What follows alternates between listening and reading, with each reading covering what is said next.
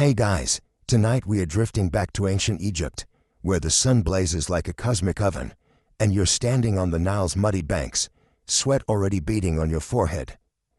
The air shimmers with heat, but a faint mist rises from the river, curling around your ankles like a cool, whispering friend. You squint at the horizon, golden dunes stretch endlessly, and you realize, with a little chuckle, you probably won't survive this without some serious Egyptian know-how. Tonight, we are unraveling how these desert dwellers kept cool without a single electric fan, using tricks so clever you'll wish you'd thought of them last summer. So, before you get comfortable, take a moment to like the video and subscribe, but only if you genuinely enjoy what I do here. Drop a comment with your city and local time. I love picturing where you're all drifting off from. Now, dim the lights, maybe turn on a fan for that soft background hum, and let's ease into tonight's journey together. You're still by the Nile, and it's not just a pretty backdrop, it's Egypt's lifeline, a liquid air conditioner for a civilization baking under a relentless sun. The river's current swirls lazily, and you notice how the locals dip their toes in the shallows, letting the water wick away the heat. It's not just refreshing, it's strategic.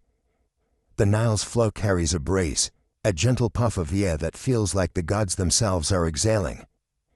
Historians say this river shaped Egypt's entire culture. Cities hugged its banks not just for water but for this cooling wind. You lean closer, and the mist kisses your face, almost chilly. It's no accident. The Egyptians built their lives around this natural fan. But here's a quirky tidbit. Some priests claim the Nile's mist was sacred, a gift from Hapi, the river god, who supposedly spritzed the land to keep it livable. You smirk, imagining a deity with a celestial spray bottle, but the locals took it seriously, offering reeds and fish to keep Hapi happy. You watch a fisherman toss a woven basket into the water, muttering a prayer. Did it work? Well, the Nile kept flowing, so maybe Hapi was listening. Historians still argue whether these rituals were pure superstition or a clever way to unify communities around shared survival. You decide to wade in yourself, the silt squishing between your toes. It's cooler than you expected, and you sigh, letting the river's rhythm pull you into its spell. You glance at the shore, where women balance clay jars on their shoulders, hauling water to their homes. They're not just fetching a drink, they're carrying coolant. That water will sit in porous pots, seeping slowly, and, spoiler alert, we'll get to how that keeps things frosty later. For now, you notice the air itself feels different here, less like a furnace and more like a damp towel draped over your shoulders. It's not perfect, but it's enough to keep you from melting into a puddle of regret forever leaving your 21st century AC. You chuckle at the thought, imagine explaining central air to these folks. They'd probably laugh, then offer you a reed fan and tell you to get over it. The Nile's banks are bustling but calm, a rhythm of life that feels oddly soothing. You spot a kid splashing in the shallows, giggling as minnows dart away. It's a reminder, this isn't just survival, it's living. The Egyptians didn't just endure the heat, they danced with it, using the river's gifts to carve out the civilization that still makes us gape. You take a deep breath, the air heavy with the scent of wet clay and lotus blooms. The sun's still high, but you're starting to see how this place, this river, holds the secret to staying cool. You wander closer to a cluster of mud brick houses, their flat roofs glowing under the midday glare. What's inside those walls? How do they keep the heat at bay? You're about to find out, but for now, you let the Nile's soft lapping lull you deeper into this ancient world. You step away from the Nile's misty embrace, your sandals crunching on the dry path leading to a cluster of mud brick houses. The sun's still pounding down, but as you duck through a low doorway, the air shifts, like walking into a cave after a day in the desert. It's not cold, but it's bearable, a soft hug of shade that makes you exhale in relief. These homes, built from Nile mud mixed with straw, Egypt's secret weapon against the heat, and you're standing in one, blinking as your eyes adjust to the dim light. The walls are thick, almost a foot wide, and you run your hand over one, feeling its rough, cool surface. It's like the house itself is breathing, keeping the furnace outside at bay. Historians point out that mud brick was a game changer for ancient Egyptians, cheap, abundant, and a natural insulator. The thick walls soak up the sun's heat during the day, slowing its creep inward, so the inside stays cooler than the scorching outdoors. You notice the floor, packed earth smoothed by years of footsteps, feels cool under your feet. It's not just random dirt. Builders often laid it with reeds or limestone dust to reflect heat. You smirk, thinking of your modern thermostat battles. Here, the house itself is the climate control. Imagine bragging about your smart home to these folks. They'd probably pat their wall and say, "This does the trick." Here's a quirky tidbit. Some families painted their walls with white lime to bounce sunlight away, like an ancient version of those reflective car sunshades. You spot a wall with faint traces of white, now peeling, and picture a homeowner proudly daubing it on, convinced it's the coolest house on the block. Did it really help? Historians still argue whether the lime was mostly for looks or a legit cooling hack. Either way, you're grateful for the shade. You wander deeper, noticing small, high windows near the ceiling, not for views but for strategy. They're tiny, letting in slivers of light while keeping hot air from pulling inside. You sit on a woven reed mat, the faint scent of dried herbs lingering in the air. The room's sparse, a wooden stool, a clay lamp, a basket of onions, but it feels lived in, cozy even. The walls don't just block heat, they hold the cool of the night, releasing it slowly through the day. You imagine sleeping here, the temperature dropping as the stars come out, no need for a fan or even a breeze. It's not perfect, midday still feels stuffy, but it's clever, a house designed to work with the desert, not against it. You chuckle, picturing an Egyptian builder rolling their eyes at modern glass skyscrapers baking in the sun. Amateurs, they'd mutter. The air's still, but you notice a faint draft, like the house is exhaling. It's coming from those high windows, placed to catch the Nile's breeze you felt earlier. You lean back, closing your eyes, and hear the distant chatter of neighbors, the bleat of a goat. It's a slow, steady rhythm, lulling you deeper into this world. You're starting to get why these homes were built this way, not just to survive but to live comfortably, to carve out calm in a land where the sun never quits. You stand, brushing dust off your hands, and step toward the doorway. Outside, the heat waits, but you're curious. How do they dress for this oven? What's keeping their skin from frying under that relentless sky? You're about to find out, but for now, you linger in the cool shade, letting the mud brick walls wrap you in their quiet magic. You step out of the mud brick house, the sun smacking you like an overeager hug, and immediately regret leaving that cool shade. But you're not frying yet, thanks to what you're wearing, a breezy linen tunic that feels like wearing a cloud. It's light, almost see-through, and drapes over your shoulders in a way that lets air slip through, cooling your skin. The Egyptians didn't just throw on any old cloth. They mastered linen, spun from flex plants grown along the Nile, to survive this desert sauna. You tug at the fabric, noticing how it sways with your movement, never clinging to your sweaty back. It's like the ancient version of your favorite summer t-shirt, but way classier. Historians note that linen was Egypt's go-to fabric for a reason. It's breathable and wicks moisture, letting sweat evaporate fast. Wealthy folks wore finer waves, almost gossamer thin, while laborious like you sport coarser versions, still cool but scratchy. You glance at a passing noble, their tunic gleaming white, pleated for extra airflow. Your own is a plain, natural beige, but it does the job. You smirk, imagining trying to survive this heat in a modern polyester shirt. You'd be a walking swamp in 10 minutes. Linen's the real MVP here, and you're grateful for every airy inch of it. Here's a quirky tidbit. Some Egyptians shaved their heads and wore linen headscarves to stay cool, believing hair trapped heat like a wool hat. You touch your own head, feeling the sun's bite on your scalp, and wonder if you should grab a scarf from the market. It's a bold look, think ancient hipster chic, but practical. Historians still argue whether head shaving was purely for comfort or partly a status flex, since wigs were a rich person thing. You spot a woman adjusting her scarf, her movements slow and deliberate, and decide it's worth a try later. For now, you're just glad your tunic's keeping you from melting. You walk through the village, the linen swishing softly, and notice how everyone's dressed for the heat. Men in kilts, women in lawn, loose dresses, all in that same pale, breezy fabric. It's not just about comfort, it's cultural. Linen was so vital that it doubled as currency sometimes, traded like cash. You chuckle, picturing yourself bartering a tunic for a jug of beer. Honestly, not a bad deal. The air's thick with the scent of dust and baked bread, but your tunic keeps you feeling light, almost floaty. You pass a weaver's stall, where a woman fades flax threads into a loom, her fingers dancing. That's your outfit being born, and you nod in quiet respect. The sun's climbing higher, but you're holding your own, thanks to this ancient fashion hack. You adjust your tunic's belt, a simple cord that keeps it from billowing too much, and feel a faint breeze sneak up your legs. It's not AC, but it's enough to keep you moving.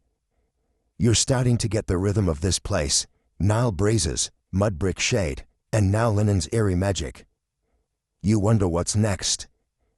How do they beat the heat when the sun's at its worst? You spot a man waving a palm frond, stirring the air lazily, and your curiosity peaks. Time to find out how that works, but for now, you let the linen's cold touch and the village's hum lull you deeper into the sunburned world.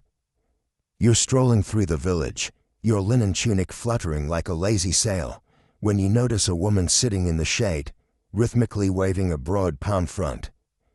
The air stirs, brushing your face with a soft, warm breeze that's just cool enough to make you pause. She's not just fanning herself for fun. This is ancient Egypt's DIY air conditioner, and you're intrigued. You pick up a stray frond from a nearby palm, its edges frayed but sturdy, and give it a tentative wave. The whoosh feels satisfying, like you're commanding the air itself. You grin, imagining explaining this to your friends back home. Yeah, I cooled off with a leaf. Beat that, box fan. Historians confirm palm leaf fans were a staple in ancient Egypt, used by everyone from farmers to pharaohs. The wide, flat fronds, often from date palms, were perfect for moving air in stuffy homes or under the blazing sun. You notice the woman's fan is woven at the base, making it easier to grip, and you copy her slow, steady rhythm. It's not just about cooling, it's meditative, each wave pulling you deeper into the moment. You're no expert, but you're already feeling less like a boiled egg. The fronds faint, earthy scent mixes with the village's dust, grounding you in this ancient workaround. Here's a quirky tidbit. Some Egyptians believed fanning could ward off evil spirits, as if bad vibes couldn't handle a good breeze. You chuckle, picturing a demon fleeing from your palm frond swagger. It's probably just superstition, but you wave a little harder, just in case. Historians still argue whether this spiritual angle was widespread or just a quirky local custom. Either way, you're happy to keep the air moving. You spot a kid nearby, giggling as he flaps a smaller frond at his sister, who swats it away. It's a reminder, this isn't just survival, it's part of daily life, a small ritual of comfort. You sit beside the woman, mimicking her technique, and notice how the fan's motion creates a tiny pocket of relief. It's not icy, but it's enough to keep the heat from suffocating you. You think back to the Nile's breeze and the mud brick shade, add this palm frond, and you're starting to see how Egyptians led their cooling tricks. You joke to yourself, if you could bottle this frond's vibe, you'd sell it as Pharaoh's portable AC. The village hums around you, donkeys bray, a potter's wheel spins, and you keep fanning, each wave lulling you deeper. You glance at a nearby garden, lush with date palms and tamarisk trees, their leaves rustling. That shade looks inviting, a perfect spot to rest. You're curious how those green oases work their magic, but for now, you lean into the fan's steady rhythm, letting its soft whoosh carry you through the heat. You tuck your palm frond under your arm, its frayed edges brushing your linen tunic, and wander toward a lush patch of grain just beyond the village. The sun's still a relentless taskmaster, but as you step into the shade of a tamarisk tree, the air softens, like someone turned down the desert's thermostat. You're in an oasis garden, a pocket of life where date palms sway lazily and lotus flowers bob in a small, still pool.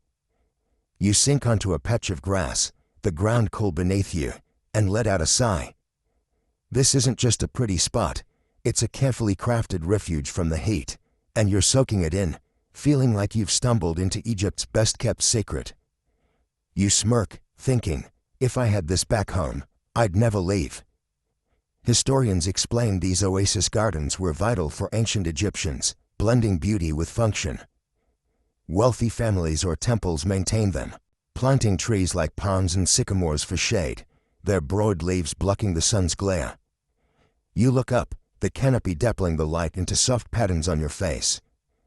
The pool nearby isn't just decorative, its water evaporates slowly, cooling the air like nature's own humidifier.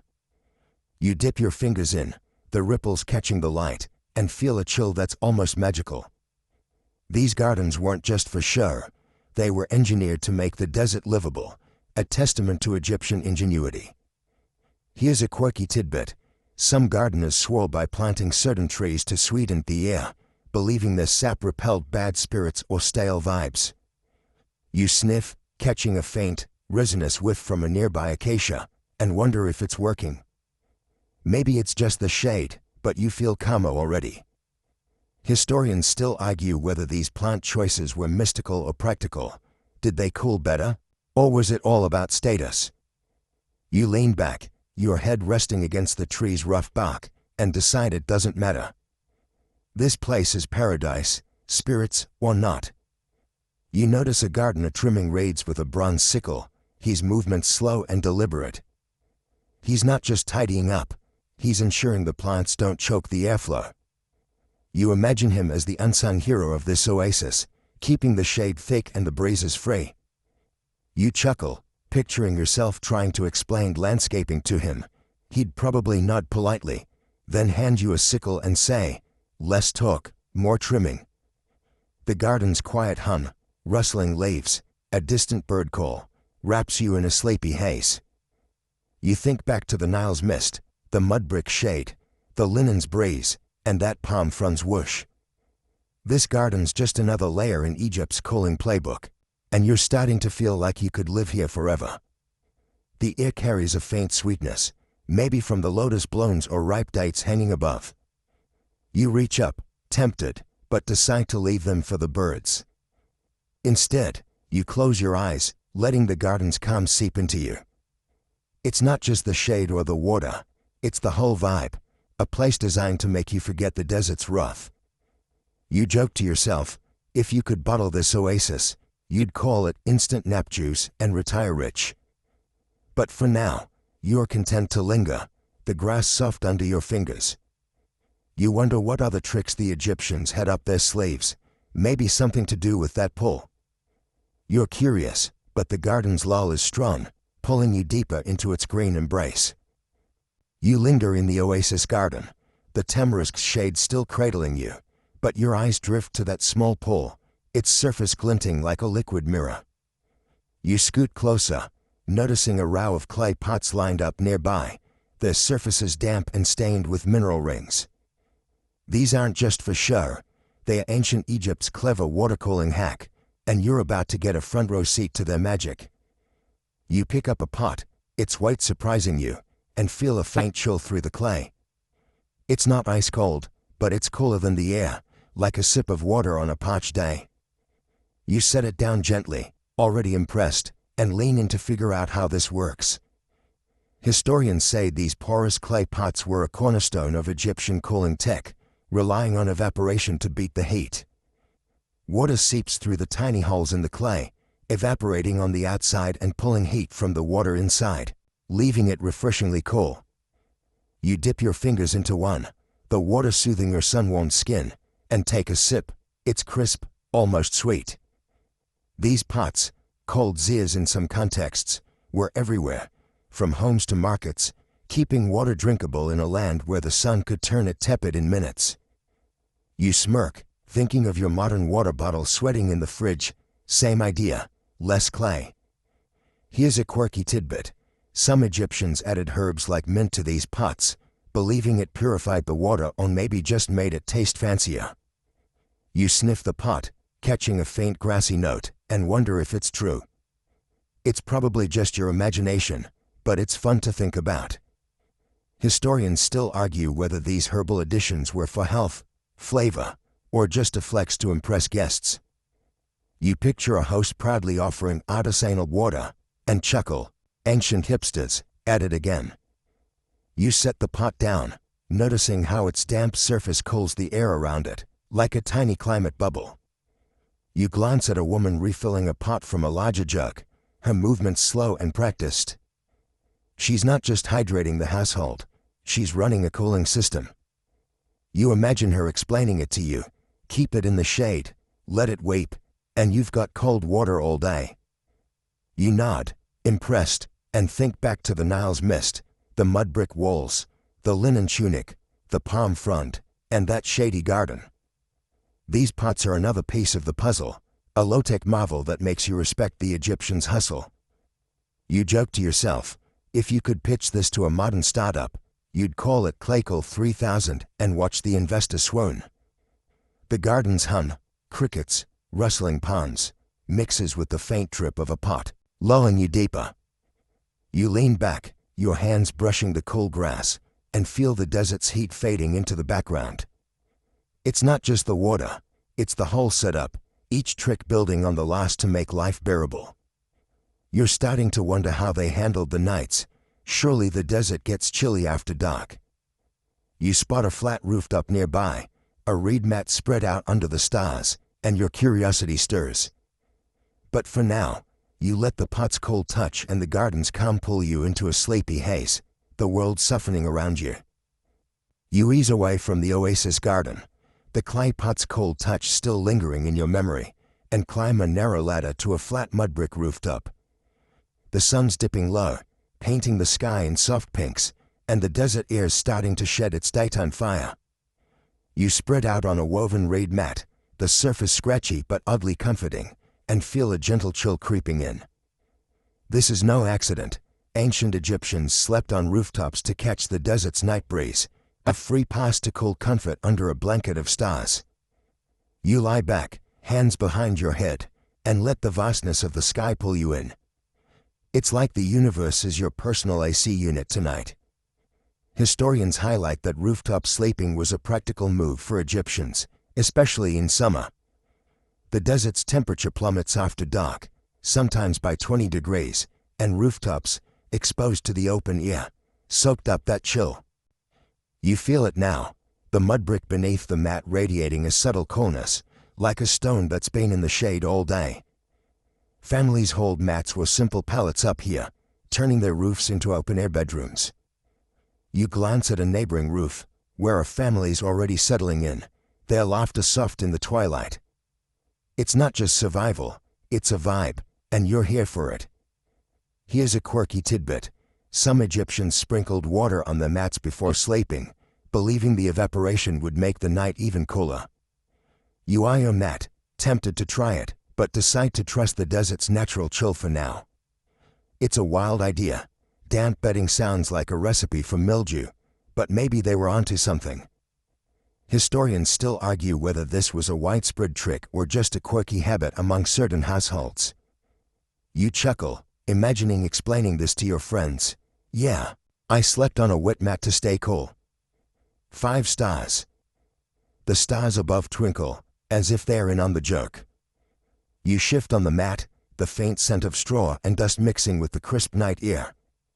The Nile's not far, and you catch a whiff of its muddy freshness, a callback to that misty breeze from earlier.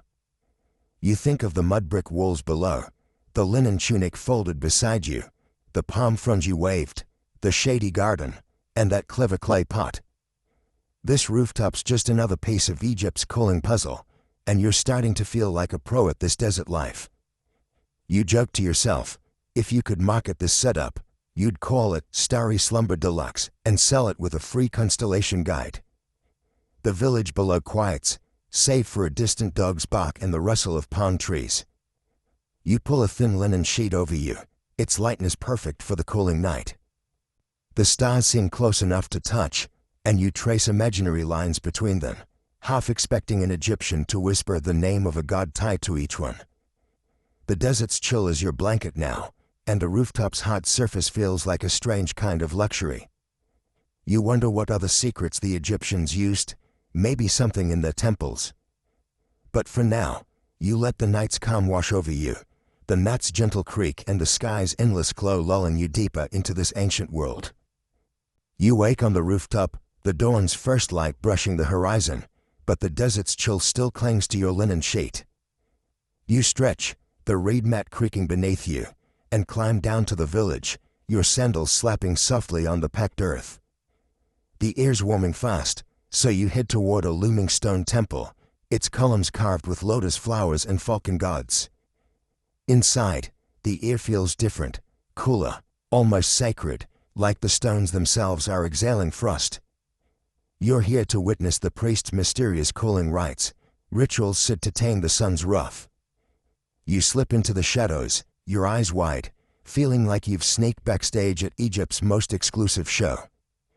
Historians note that temples were often designed with thick stone walls and high ceilings to stay cool, doubling as spiritual and practical havens.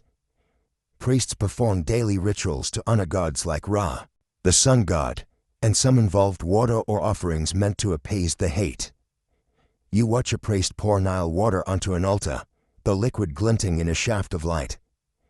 The air grows cooler, maybe from the water's evaporation or just the temple's design, but it feels like magic.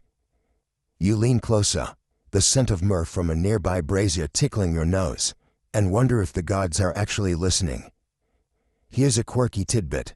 Some priests use chunks of natron and natural salt in their rites, claiming it purified the air and cooled the temple. You spot a small pile of white crystals near the altar and smirk, imagining them as ancient air fresheners. Did it really work, or was it just for show? Historians still argue whether natron's cooling effect was measurable or mostly symbolic, tied to its role in mummification. You picture a priest hyping it up. Natron cools your temple, saves your soul. You stifle a chuckle, not wanting to disturb the solemn vibe. The priest chants softly, his voice echoing off the stone, and you notice how the temple's layout traps cool air. High vents let hot air escape, while the floor, polished limestone, feels like ice under your feet. You think back to the Nile's mist, the mud brick shade, the linen tunic, the palm frond, the oasis garden, the clay pot, and that rooftop chill. This temple's another layer, blending faith and physics to beat the hate. You joke to yourself, if you could sell tickets to this, you'd call it Gods and They Say, the ultimate combo tour. The priest scatters more water, and you feel a faint mist on your face, soothing and serene. You linger in the temple's cool embrace, the outside world muffled by thick walls. A few worshippers kneel nearby, their murmurs blending with the priest's chant, creating a sleepy hum. The air's heavy with incense and mystery, and you let it pull you deeper, your eyelids growing heavy. You wonder what other tricks the Egyptians used to survive the sun, maybe something weirder than natron. You catch a whiff of something earthy, like mud or worse, and your curiosity stirs. But for now, you lean against a column, its cold stone grounding you, and let the temple's calm lull you into this ancient, sacred world. You slip out of the temple's cool shadows, the priest's chants fading behind you, and step back into the village under a sun that feels like it's personally offended by your existence. Your linen tunic flutters, but your skin's already prickling, begging for relief. You spot a woman at a market stall, smearing a thick, greenish paste on her arms, her face scrunched in concentration. This isn't makeup, it's one of ancient Egypt's bizarre sunblocking concoctions, and you're equal parts curious and horrified. You sidle closer, the paste's earthy, slightly funky smell hitting you like a warning. You raise an eyebrow, thinking, This better be worth it. Historians confirm Egyptians used natural sunscreens, often mixing ochre, clay, or even animal byproducts to shield their skin from the sun's relentless rays. You watch the woman smooth the paste, which looks like something you'd scrape off a sandal, and she nods at you, offering a clay jar. You hesitate, sniffing it again. Yep, that's not just clay. It's got a whiff of something suspiciously like crocodile dung, a known ingredient in these ancient SPF recipes. You swallow hard, but dip a finger in, smearing a bit on your arm. It's gritty, cool at first, and dries into a chalky shield. You're not sure if you're protected or just cosplaying a swamp monster, but it's too late to back out now. Historians note that these sunblocking pastes were a staple, especially for laborers and farmers who spent hours under the sun. Ochre, a reddish clay, was a common base, mixed with water or oils to create a barrier that reflected sunlight. You rub the paste, noticing how it tinges your skin a faint orange, like a bad fake tan. It's not exactly glamorous, but it's doing something. Your arm feels less like it's roasting. You think back to the Nile's mist, the mud brick shade, the linen tunic, the palm frond, the oasis garden, the clay pot, the rooftop chill, and the temple's cool air. This paste is another quirky piece of Egypt's heat-beating arsenal, and you're starting to admire their grit. You joke to yourself, SPF 3000 BC, now with extra crocodile charm. Here's a quirky tidbit. Some recipes called for hippopotamus fat or, yes, crocodile dung, supposedly because their thick skin's seen sunproof. You grimace, imagining the poor soul who first thought, let's smear this on our face. But the woman seems unfazed, applying another layer with the confidence of a skincare influencer. Historians still argue whether the dung was actually effective or just a cultural quirk. Did it block UV rays, or was it more about ritualistic beliefs in animal strength? You're not sure, but you're glad your patch is mostly ochre. You chuckle, picturing a modern dermatologist's horror. Step away from the dung.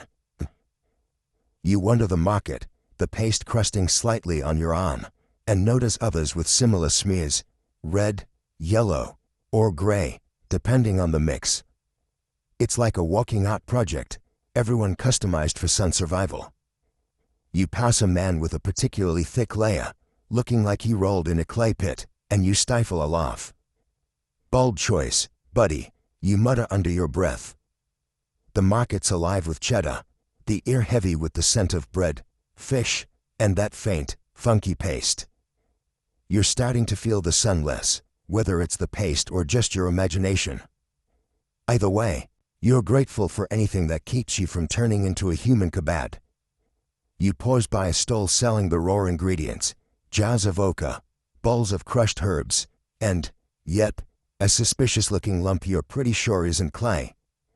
The vendor, a wiry man with a crooked smile, offers you a sample, but you wave it off, sticking to your current smear.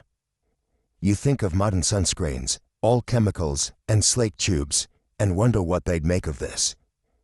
Probably a niche brand, Pharaoh's Paste, all natural glow. You smirk, imagining the Instagram ads. But here, it's just life, another way to dance with the desert's heat, layered with all the tricks you've seen. You're curious about what's next, maybe something to catch the breeze. You spot a tall structure in the distance, like a tower, and your interest peaks. But for now, you let the market's hum and the paste's odd comfort lull you deeper into the sun-scorched world. You leave the market, the crocodile dung paste still clinging to your arm like a questionable badge of honor, and head toward a curious structure rising from the village's edge, a tall, narrow tower with an open top, like a chimney for giants. The sun's high, baking the earth, but as you step closer, a soft breeze brushes your face, funneled from the tower's mouth. This is a wind-catching tower, an ancient Egyptian marvel designed to snatch the Nile's breezes and pipe them into homes or courtyards. You climb a few stone steps to peer inside, feeling the air move, cool and steady, like the desert's giving you a high five. You grin, thinking, this is the AC my apartment's been dreaming of.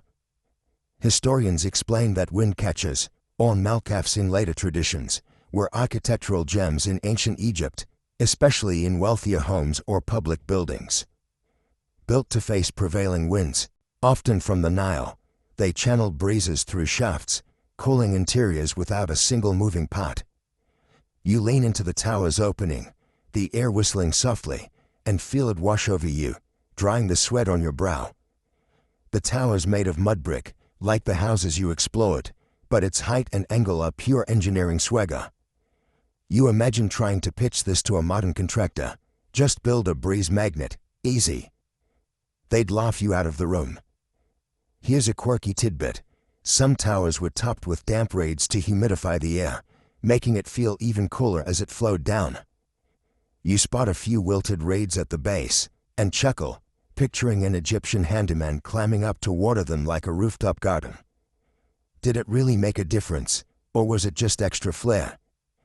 Historians still argue whether the raids were a practical boost or mostly decorative, a flex for rich homeowners. You're just glad for the breeze, raids or not. You step back, letting the tower's airflow tousle your linen tunic, and feel a little smug, like you've cracked another of Egypt's cooling codes. You wander into the courtyard below, where the tower's breeze spills out, stirring the leaves of a lone sycamore. A few villagers lounge in the shade, sipping from clay pots. Remember those evaporative coolers. The air here is noticeably fresher, and you plop down on a stone bench, soaking it in. You think back to the Nile's mist, the mud brick shade, the linen's airy touch, the palm fronds whoosh, the oasis garden, the rooftop chill, the temple's rites, and that funky paste. This wind catches another layer, proof the Egyptians were basically climate wizards.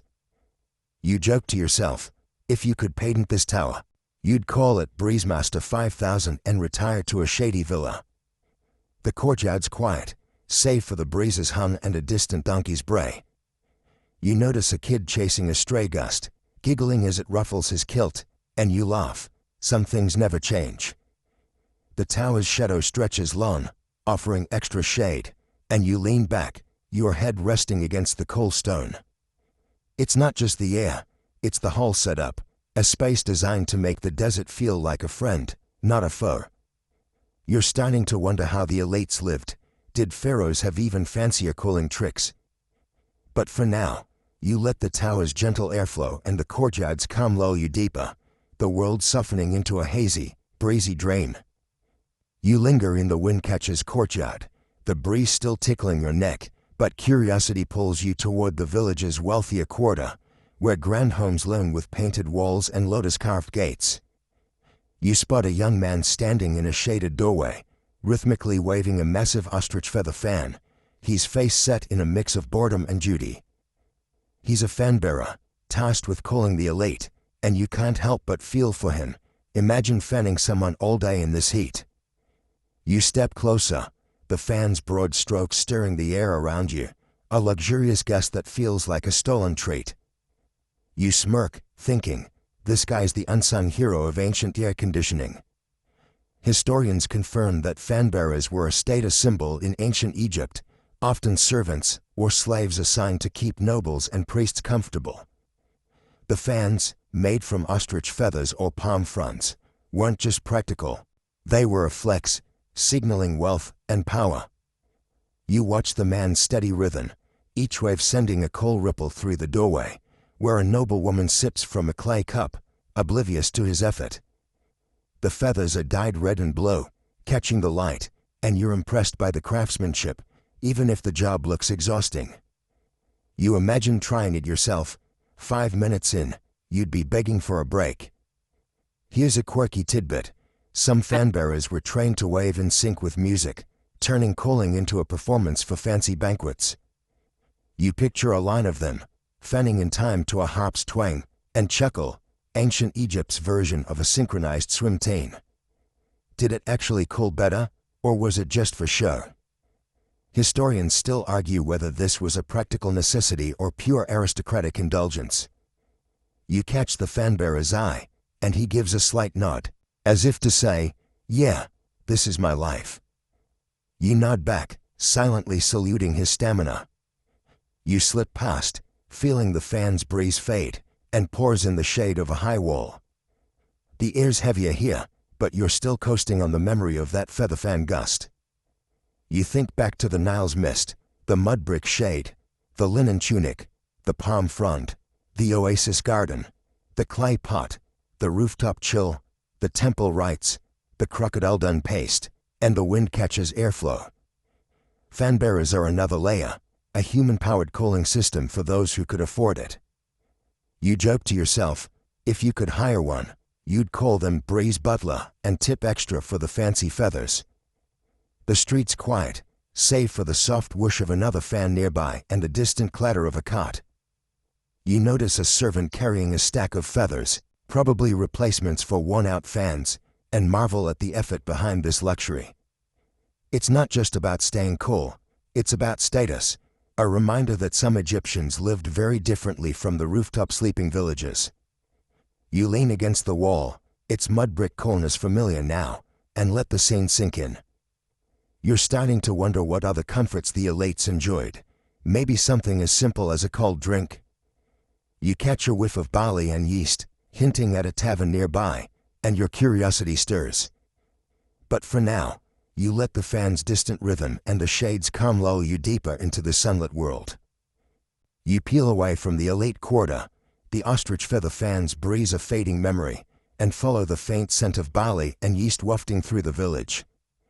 It leads you to a low, mud brick tavern, its doorway shaded by a tattered reed awning. You duck inside, the air thick with the tang of fermented grain, and settle on a stool by a rough wooden table. A woman slides a clay mug your way, filled with beer so cool it fogs the sides. You take a sip, the chilled, slightly sour brew soothing your parched throat, and marvel at how they pulled this off without a fridge. You grin, thinking, this is the craft beer scene of 3000 BC. Historians note that beer was a staple in ancient Egypt, drunk by everyone from laborers to nobles, and keeping it cool was an art. Taverns often stored clay jars in shaded cellars or near evaporative pots, like the ones you saw in the oasis garden, to lower the temperature. You glance at the tavern's corner, where a large, porous jar sits, its surface damp, quietly working its cooling magic. The beer's not icy, but it's crisp enough to make the heat outside feel like a distant memory. You raise your mug in a silent toast to Egyptian ingenuity. Cheers to beating the desert one sip at a time. Here's a quirky tidbit. Some tavern keepers buried their beer jars in wet sand to enhance the cooling, believing the earth's dampness added an extra chill. You picture the woman digging a pit out back, muttering about her secret recipe, and chuckle, she's the original mixologist. Did the sand really make a difference, or was it just tavern law? Historians still argue whether this was a widespread trick or a quirky regional habit. You take another sip, savoring the faint grit of barley, and decide it's working just fine. You joke to yourself, if you could bottle this, you'd call it Nile Chilla and sell it with a papyrus coaster. You lean back, the tavern's dim light casting shadows on the mud walls. A few locals chat softly, their voices blending with the clink of mics, creating a sleepy hum. You think back to the Nile's mist, the mud brick shade, the linen tunic, the palm frond, the oasis garden, the clay pot, the rooftop chill, the temple rites, the crocodile dun paste, the wind catches breeze, and the fan bearer's effort. This cold beer's another piece of the puzzle, a small luxury that makes the desert feel less like a foe. You spot a man wiping sweat from his brow, clearly fresh from a day in the fields, and nod in solidarity. Nothing says you survived the sun like a cold drink. The tavern's air grows heavier, scented with yeast and straw, but the base chill keeps you grounded. You swirl the mug, watching tiny bubbles rise, and let the moment sink in. It's not just about staying cool, it's about living well, carving out comfort in a world that's all heat and dust. You're starting to wonder how the pharaohs handled this. Surely their palaces had next-level tricks. You hear a distant chant, maybe from a royal procession, and your curiosity stirs. But for now, you let the tavern's calm and the bay's cool bite lull you deeper, the world softening into a hazy, barley-scented dream. You leave the tavern, the cool bee's tang still lingering on your tongue, and head toward the heart of the city, where the pharaoh's palace rises like a stone dream, massive columns, gilded gates, and walls painted with scenes of gods and battles. The sun's relentless, but as you slip through a guarded entrance, the air shifts, cooler and softer, like stepping into a different world. You're wandering the royal chambers, a maze of halls and courtyards designed to keep the pharaoh and his court comfortable. Every corner feels like a masterclass in beating the heat, and you're wide-eyed, soaking it in. You smirk, thinking, if this is royal AC, I'm ready to pledge allegiance.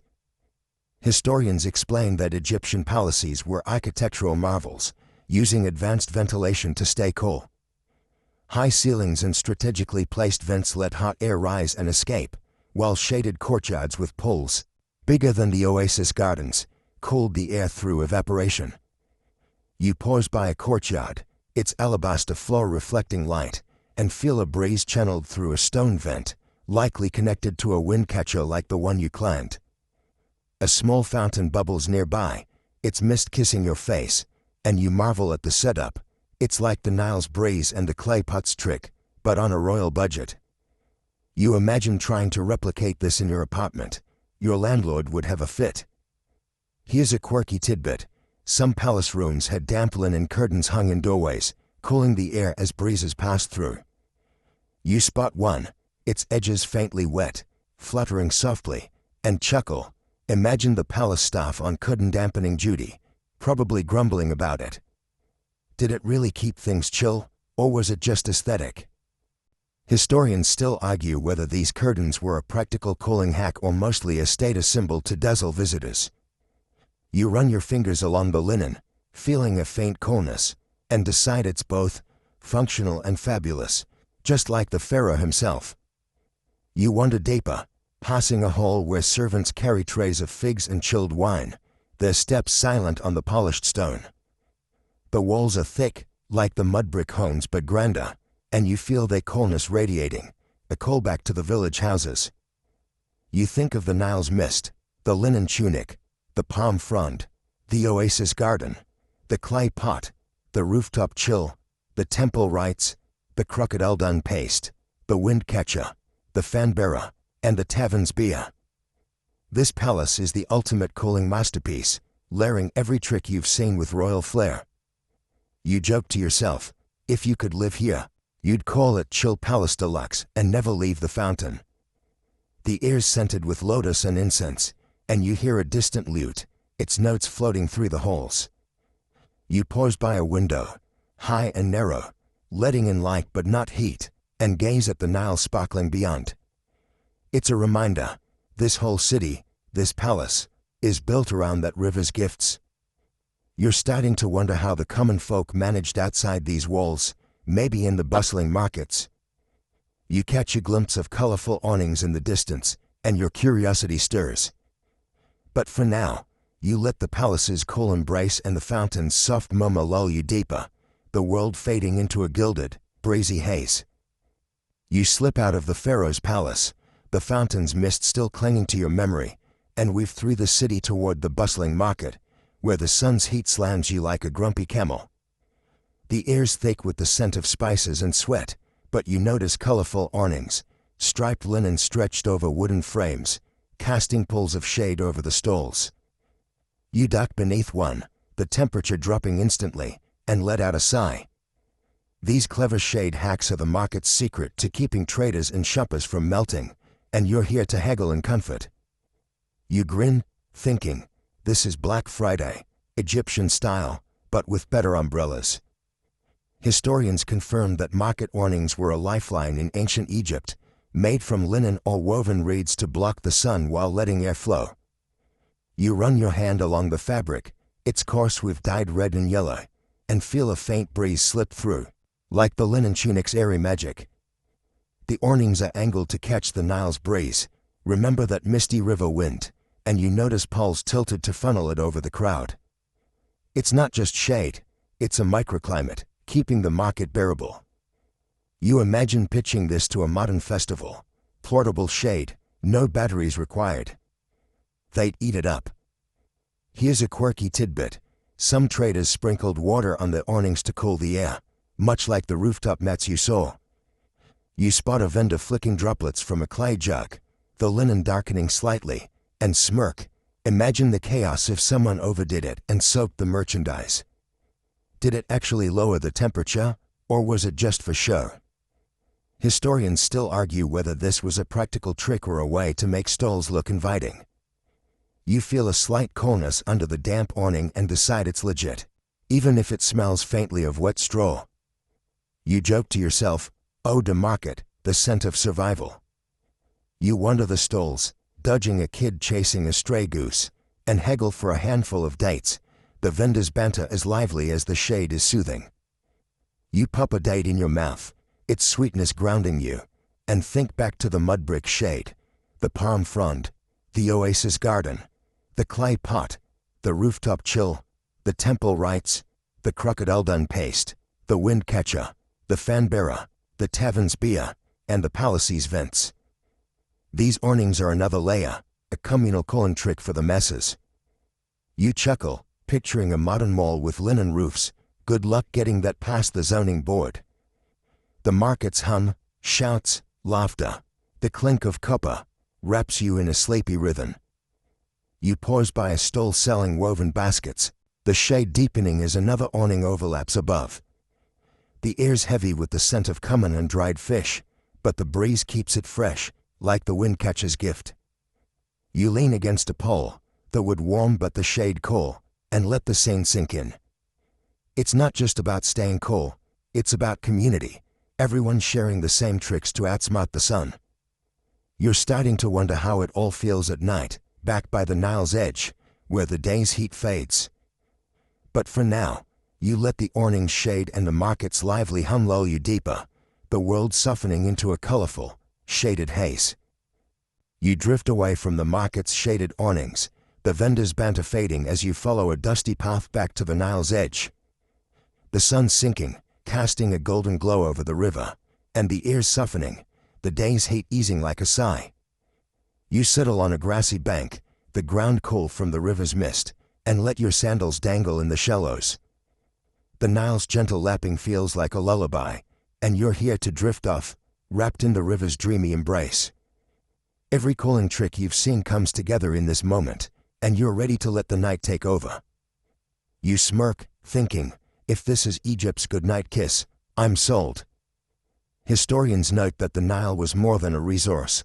It was a cradle for rest, its banks a natural spot for Egyptians to unwind as the desert cooled. The river's mist, that first touch you felt, rises now, curling around your ankles, and you feel its familiar chill, like a friend who's been with you all along. The water's rhythm is steady, a soft pulse that syncs with your breathing.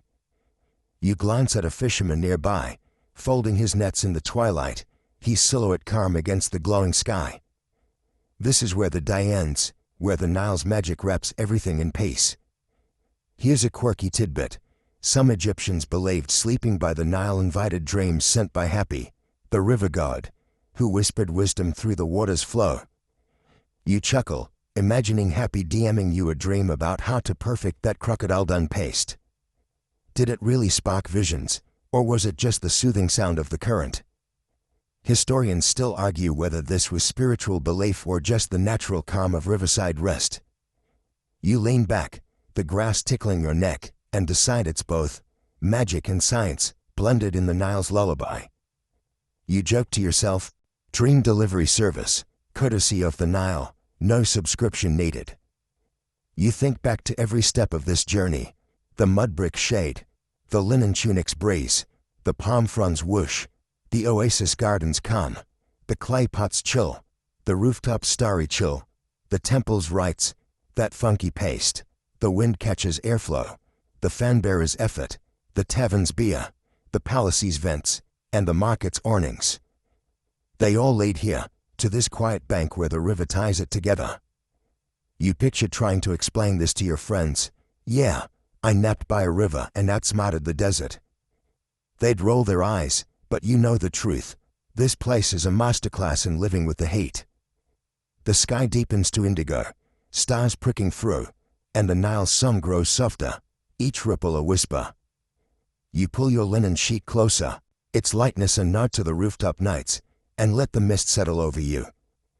The fisherman's gone, leaving just you and the river, its current carrying away the day's dust and noise. You're not just cooling off, you're sinking into something deeper, a timeless calm that feels like Egypt's gift to you. You're still by the Nile, the world now a velvet hush, the river's gentle lapping the only sound weaving through the night. Your breath slows, matching the water's rhythm, each inhale drawing in the cool, misty air, each exhale letting go of the desert's weight. The stars above glitter like scattered jewels, their light soft, as if they're watching over you, guarding your rest. You nestle deeper into the grass, the earth cradling you, its coolness seeping through your linen sheet, wrapping you in a quiet embrace. There's no hurry here, no sun to outrun, just the river's endless flow, carrying you towards sleep. Feel the mist on your skin, lighter than a dream, and let it blur the edges of the world. The Nile's been here forever, soothing countless souls, and now it's your turn. Picture the mud brick homes sleeping under the same stars, the oasis garden swaying, the clay pot standing sentinel. Every trick you've learned, the fan's whoosh, the awning's shade, the palace's breeze, fades into this moment, where the river alone is enough. Your eyelids grow heavy, the water's sung a tender whisper, urging you to let go, to drift. You're safe here, held by the Nile's ancient arms, its current a promise of rest. The night is kind, the stars forgiving, and sleep is close, just a breath away. Let the river carry you, its ripples smoothing your thoughts into stillness. Close your eyes, feel the mist, and sink into the dark, warm quiet. You're part of the Nile now, floating on its dreams. Sleep well, traveler.